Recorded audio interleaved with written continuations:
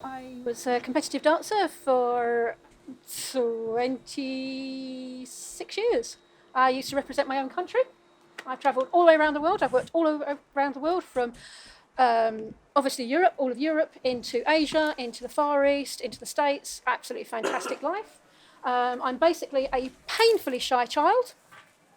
Yeah, you don't believe it. I am painfully shy, and and I put my body out on display, my talent out on display, and I've made a career out of it, which I thoroughly enjoyed. I have met the most amazing people. I have learned a lot about them, and I have, from somebody from an East End working class family, I have brought myself up. So it's absolutely fantastic. So no beans on the on the front yard though. I represented my country from the age of 18. I started competitive dancing at the age of 18. Represented my country within the first 6 months of competing. Won my first competition 8 months later. Woohoo! Whoa, yeah. And represented the UK. Been in the World Championships and came 50th, which in those days was out of 400 to 800 couples, sorry. So it was quite a big event. Yay! That is what it is. So I have thoroughly enjoyed my career as a competitive dance teacher, a coach and mentor. So I've won a few mentorships as well. I started actually as a ballroom dancer. So it was very, very stiff and straight-laced, and it was actually having to have that male body stuck in front of me. And oh, that must be hard. It was so hard. And the reason I started dancing, actually, I've been dancing since I was 2. I did ballet, and it was always separate. But I went to this competition, and there were all these really made-up women that looked like Victorian prostitutes. They looked so rough. And it was like the big eye. And I thought, oh, my God. So I'm walking in, and the guys, the men, were stunning. They were like chiseled and tanned, and oh my God, they were gorgeous. The hair, fantastic. It was beautiful.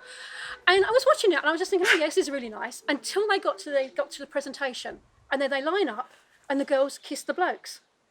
And I turned around to my mum and said, I want to do this. And that is the reason I started competing. From this very, very shy girl, I actually wanted to learn to dance because I wanted to kiss the pretty men. That's an excellent motivation. That is the motivation.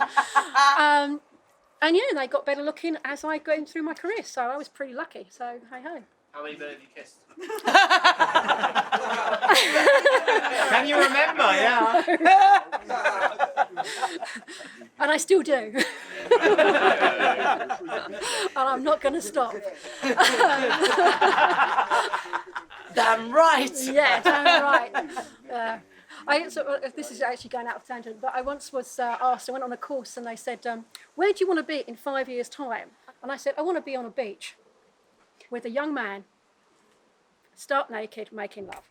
And that was it.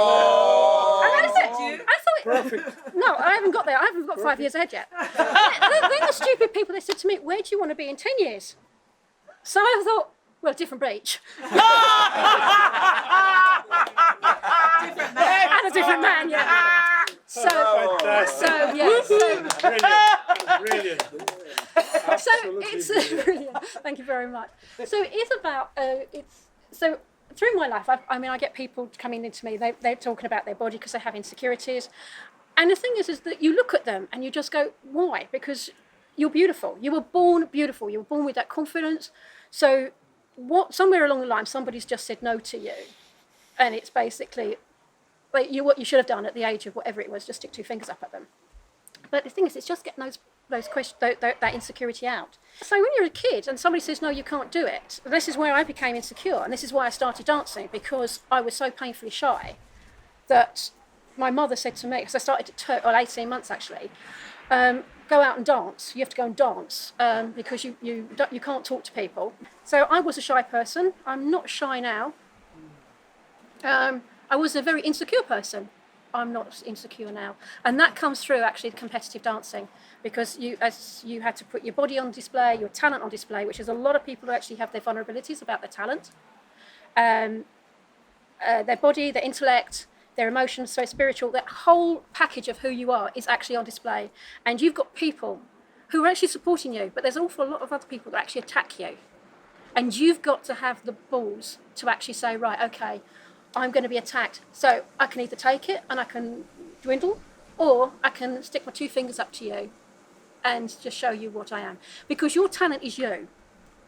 Your talent is you, and it's unique to you. Nobody else has got that talent that you've got. It is totally unique. And you can have 2 people stand beside each other, and they are completely different, but they are unique. And that's the same as your thoughts and your feelings. So if your thoughts and feelings are unique to you, so if somebody says to you, you shouldn't be thinking about that, what right do they have to say? They're yours. They're not anybody else's. And the thing is you can change your thoughts and feelings at any given time.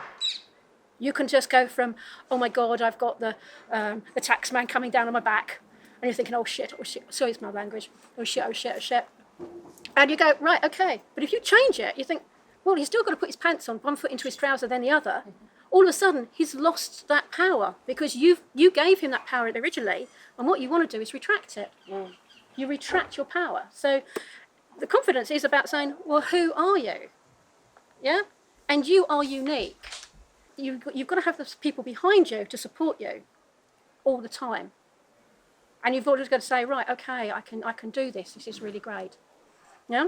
So your thoughts and feelings are really your first things that actually you have to consider when you're dancing or absolutely anything. And when we dance, we use those thoughts and feelings. So if we're having a really bad day, and when I was competing, I competed in 10 dances.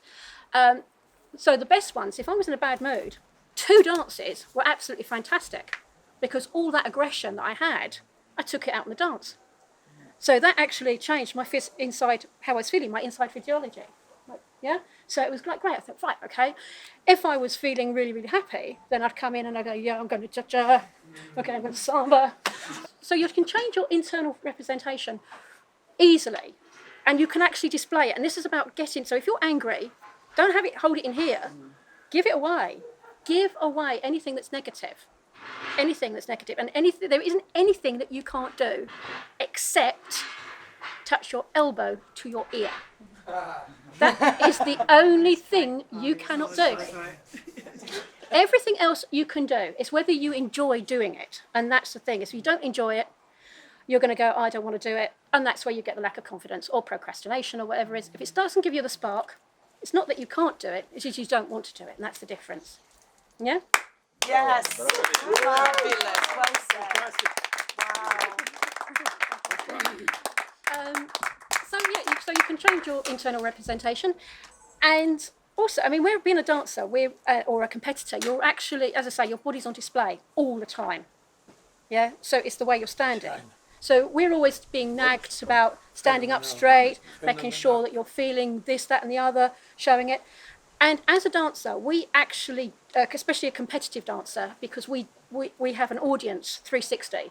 Most of you, when you go to see a dance, you're going to see ballet. It's 2-dimensional. You see them here, you see them there.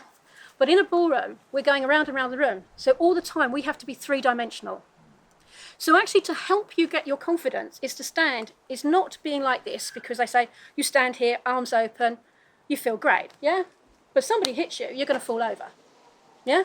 If I'm standing here, so if you've noticed, I've never ever stood like this. Whenever I've been talking, I've always had one leg back, one leg forward. So as I sit back, I've actually created a 3-dimensional effect. So my shoulders aren't with them, they're actually slightly facing you. So what I've created is slightly Rubik cube. So now I've created tone in my body. My muscles are starting to pull. So now as my muscles start to pull, my muscles will actually start to pull against other ones. So my muscles here will actually pull against my neck. So my neck muscles will actually start to pull. Then my face will actually start to change. And this is how you can start to get the confidence, a veneer of confidence. So if somebody was coming towards me and I'm standing like this is fine. If they were becoming aggressive, all I have to do is move forward. And you can already feel my energy started to actually push forward. I take it back, I haven't changed anything.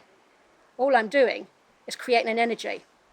And it's the energy that you project is going to actually move people around. So in dancing, we're using energy to dance with our partners, because sometimes we dance and we're in contact, and sometimes we're not. But if you want your partner to move away, you have to bring your energy forward. If you want them to you, you retract it. And I haven't changed anything apart from just moving forward and just moving back. Yay! Fabulous.